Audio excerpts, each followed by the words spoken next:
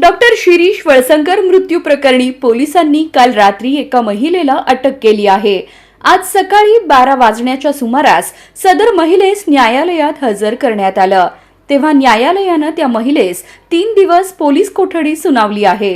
या संदर्भात संशयित महिलेच्या वकिलांनी काही धक्कादायक खुलासे केले आहेत। नेमकं काय म्हणाले बघा।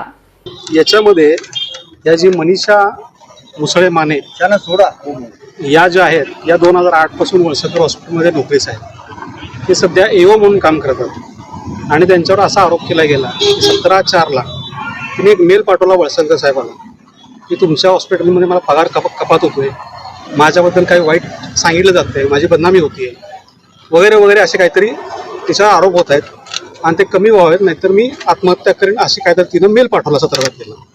17 तारखेला मेल पाठवल्यानंतर डॉक्टर साहेबांनी त्यांना घरी बोलून घेतलं, घरी नाही हॉस्पिटलमध्ये बोलून घेतलं। हॉस्पिटलमध्ये बोलून घेतल्यानंतर या आरोपीने त्यांची माफी मागितली, लिखित माफी मागितली।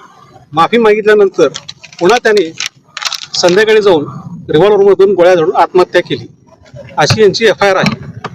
आज मनीषा मुसळे जे आहे त्यांना अरेस्ट करून पोलिसांनी न्यायालयासमोर हजर केले आणि हजर केल्यानंतर त्यांनी 8 ग्राउंड सांगितले पोलीस कस्टडीसाठी की बाबा या प्रकरणात डॉक्टर साहेब आहेत, ते प्रख्यात डॉक्टर होते आणि तपास करायचा आहे।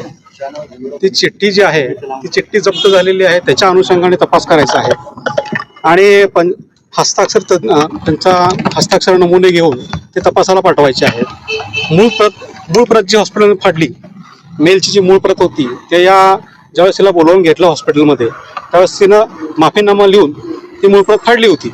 मग ती मूळ प्रत जप्त करायची आहे आणि पुन्हा कशा प्रकारे त्रास दिला याच्याबद्दल तपास करायचा आहे, याकरता 3 दिवसाची पोलीस कोठडी मागितली होती।